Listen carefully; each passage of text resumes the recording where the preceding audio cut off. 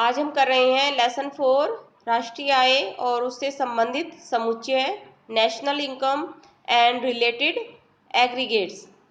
राष्ट्रीय आय की धारणा को समझने से पहले उसकी कुछ संबंधित मूल धारणाओं को समझना अनिवार्य है। उन्हीं के बारे में पढ़ेंगे आज हम। सबसे पहले है देश की घरेलू सीमा, domestic territory of a country.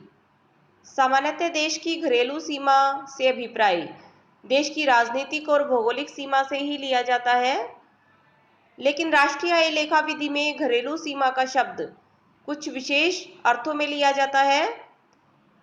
घरेलू सीमा में देखिए निम्न को शामिल किया जाता है।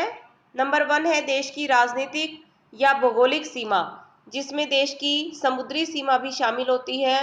दूसरा है देश के निवासियों के द्वारा 2 या 2 से अधिक देशों के बीच चलाए जाने वाले जलयान और वायुयान, जैसे जापान और कोरिया के बीच भारतीय समुद्री जहाज़ों का आना जाना, या एयर इंडिया के द्वारा इंग्लैंड व कनाडा के बीच चलाए जाने वाले यात्री वायुयान भी भारत की घरेलू सीमा के भाग हैं।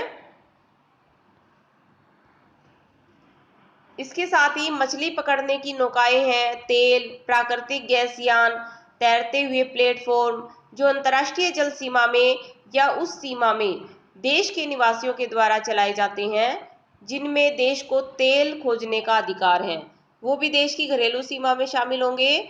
जैसे भारतीय मछुआरों के द्वारा मछली पकड़ने की नौकाओं को हिंद महासागर की अंतर्राष्ट्रीय जलमार्ग में चलाना भारत की घरेलू सीमा का अंग है। और इसमें एक देश के विदेशों में स्थित दूतावास है, वाणिज्य दूतावास है, या सैनिक प्रतिष्ठान है, या वैज्ञानिक स्टेशन है, सूचना एवं अप्रवास कार्यालय है, इमिग्रेशन ऑफिसेज और सहायता एजेंसियां, ये भी सब भारत की घरेलू सीमा का अंग है। जैसे उदाहरण के लिए अमेरिका में भारतीय दूतावास। इसके बाद है एक देश के सामान्य निवासी क्या होते हैं, कौन कौन इसमें शामिल हैं। राष्ट्रीय आय एक देश के सामान्य निवासियों की आय का सकल जोड़ है। तो एक देश के सामान्य निवासी कौन है कौन नहीं है, इसके बारे में जानना अनिवार्य है। एक सामान्य निवासी वह व्यक्ति या संस्था होता है जो साधारणतः एक देश में निवास करता है और उसकी आर्थिक रुचि उसी देश में केंद्रित होती है जिसमें वह निवास करता है। एक देश का सामान्य निवासी बनने के लिए एक व्यक्ति को उसी देश में 1 वर्ष या उससे अधिक समय के लिए रहना जरूरी है। इसके लिए देखिए सामान्य निवासी के अंतर्गत व्यक्ति और संस्थाएं दोनों ही आ जाते हैं, और ये जरूरी नहीं कि एक देश का जो सामान्य निवासी उस देश का नागरिक भी हो। एक व्यक्ति एक देश का सामान्य निवासी हो सकता है जबकि वह किसी अन्य देश का नागरिक हो। जैसे भारत में अमेरिका का कोई नागरिक 1 वर्ष से अधिक समय के लिए रहता है और उसकी आर्थिक रुचि भी भारत में केंद्रित है, तो वह भारत का सामान्य निवासी होगा, जबकि नागरिकता उसकी अमेरिका की है।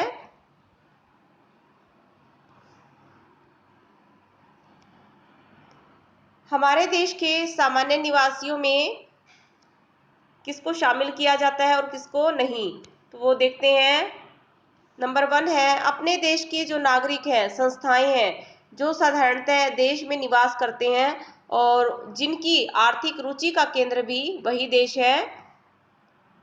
और नंबर 2 अन्य राष्ट्रों के नागरिक जो 1 वर्ष से अधिक की अवधि से हमारे देश में रह रहे हैं और जिनकी आर्थिक रुचि का केंद्र भी हमारा देश है, वो भी देश के सामान्य निवासी होंगे।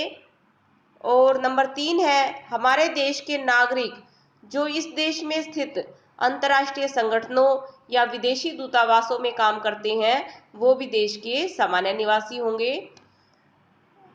लेकिन इसके विपरीत उन विदेशियों को जो हमारे देश के सामान्य निवासी नहीं होंगे, जो कि सैर सपाटे के लिए, मनोरंजन के लिए या छुट्टियां बिताने या चिकित्सा अध्ययन के लिए या कॉन्फ्रेंस या खेलकूद इत्यादि के लिए यहाँ पर आते हैं।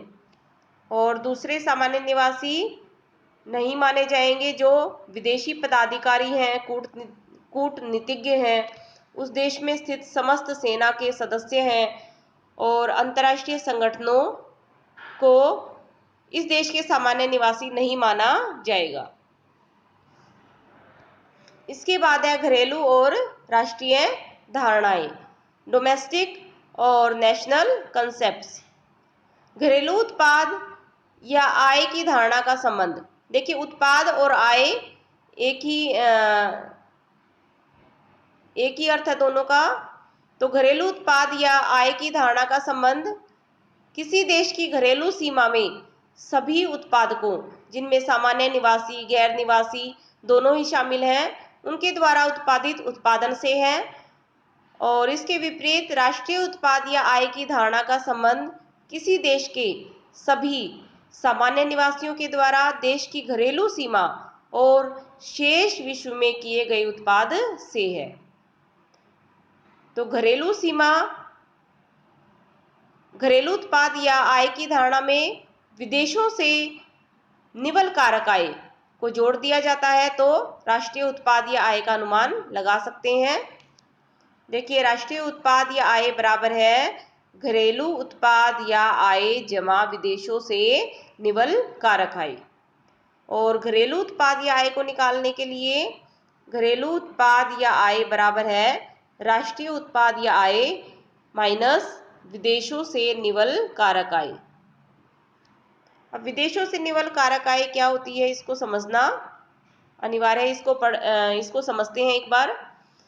देखिए, किसी देश के सामान्य निवासी विदेशों में जो कारक आय विभिन्न साधनों से, भूमि, पूंजी, श्रम, उद्यम से आय प्राप्त करते हैं, और गैर निवासी उस देश में जो कारक आय प्राप्त करते हैं, इन दोनों के अंतर को विदेशों से निवल कारक आय कहा जाता है। देखिए, इसकी प्रॉपर क्या डेफिनेशन है उसके बारे में एक बार पढ़ते हैं उसको। विदेशों से निवल कारक आय से अभिप्राय एक देश के सामान्य निवासियों द्वारा शेष विश्व को प्रदान की गई कारक सेवाओं के बदले में प्राप्त आय और एक देश की घरेलू सीमा में गैर निवासियों या विदेशियों के द्वारा प्रदान की गई कारक सेवाओं के बदले में भुगतान की गई आय का अंतर है। इसको और सरल रूप में करते हैं। देखिए, विदेशों से निवल कारक आय, निवल मतलब शुद्ध, बराबर है सामान्य निवासियों द्वारा शेष विश्व में प्राप्त कारक आय साधन आय माइनस गैर निवासियों द्वारा उस देश में प्राप्त साधन आय। देखिए, एक उदाहरण लेते हैं। मान लीजिए भारतीय निवासी विदेशों में जो कारक सेवाएं प्रदान करके मजदूरी, लाभ, लगान, ब्याज के रूप में 1 करोड़ रुपए प्राप्त करते हैं और गैर निवासियों के द्वारा भारत की घरेलू सीमा में जो कारक सेवाएं प्रदान की जाती हैं उनके बदले में उनको 800 करोड़ रुपए प्राप्त होते हैं। तो इस प्रकार विदेशों से निवल कारक आय बराबर होगी सामान्य निवासियों द्वारा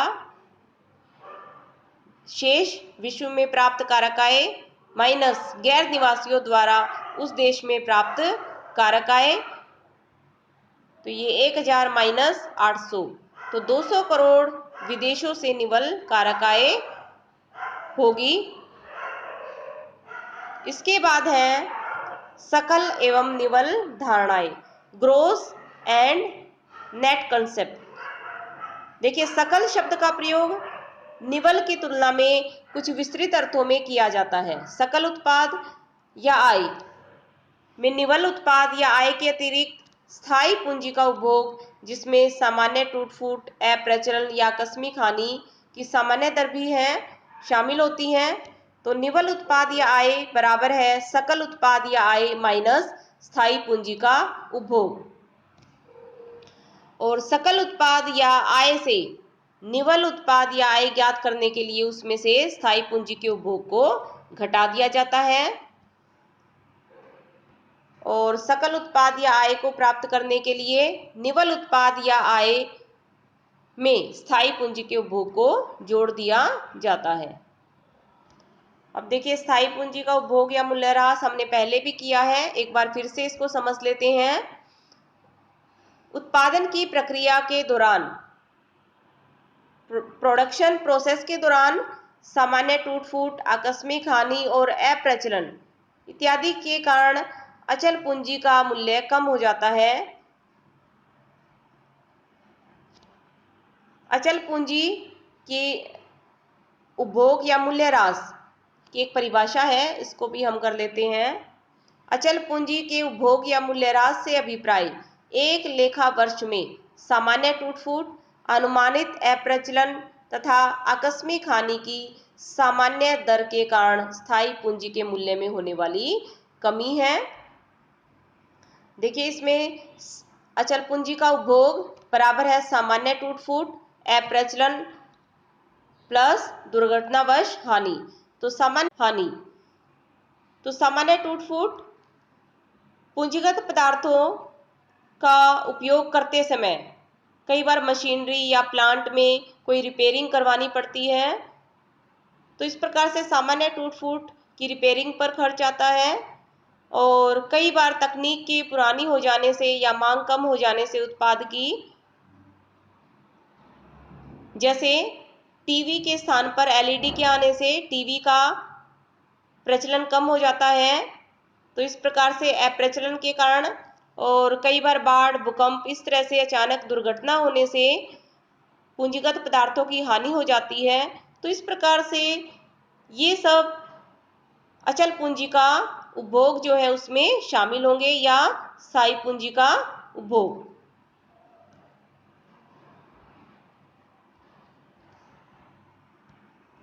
एक और कंसेप्ट है जिसके बारे में करेंगे, बाजार कीमत एवं कारक लागत धारणाएं।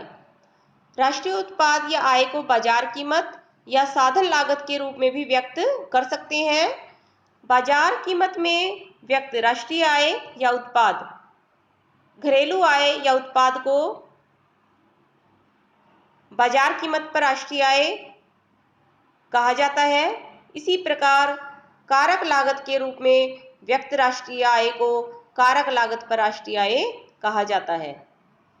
तो इनमें दो डिफरेंसेस पाए जाते हैं। बाजार कीमत में दो प्रभाव सम्मिलित होते हैं, जिसमें आर्थिक सहायता और अप्रत्यक्ष कर। आर्थिक सहायता जिसके कारण बाजार कीमत घटती है, मान लो किसी प्रोडक्शन पर सरकार आर्थिक सहायता प्रदान करती है, 5% सब्सिडी मिल जाती है, तो उसके कारण बाजार कीमत कम हो जाती है। और किसी प्रोडक्ट पर यदि सरकार टैक्स लगा देती है, जैसे 5% टैक्स लगा दिया है किसी प्रोडक्ट पर, तो उसके कारण बाजार कीमत बढ़ जाती है। कारक लागत आर्थिक सहायता और अप्रत्यक्ष करों के प्रभाव से मुक्त होती है, और जबकि बाजार कीमत पर राष्ट्रीय आय को कारक लागत पर राष्ट्रीय आय में बदलने के लिए इस फॉर्मूले का प्रयोग किया जाता है। बाजार कीमत पर राष्ट्रीय आय माइनस अप्रत्यक्ष कर प्लस आर्थिक सहायता बराबर है राष्ट्रीय आय कारक लागत पर। तो कारक लागत पर राष्ट्रीय आय में अप्रत्यक्ष करों को घटा दिया जाता है और आर्थिक सहायता को जोड़ दिया जाता है। इसको हम इस तरह से भी लिख सकते हैं, बाजार कीमत पर राष्ट्रीय आय माइनस निवल अप्रत्यक्ष कर। निवल अप्रत्यक्ष कर को हमने यहाँ निकाल लिया है। निवल अप्रत्यक्ष कर बराबर है अप्रत्यक्ष कर माइनस आर्थिक सहायता, तो ये आ जाएगी कारक लागत पर राष्ट्रीय आय। और इसी तरह से बाजार कीमत पर राष्ट्रीय आय को निकालने के लिए बाजार कीमत पर राष्ट्रीय आय बराबर है कारक लागत पर राष्ट्रीय आय प्लस निवल अप्रत्यक्ष कर।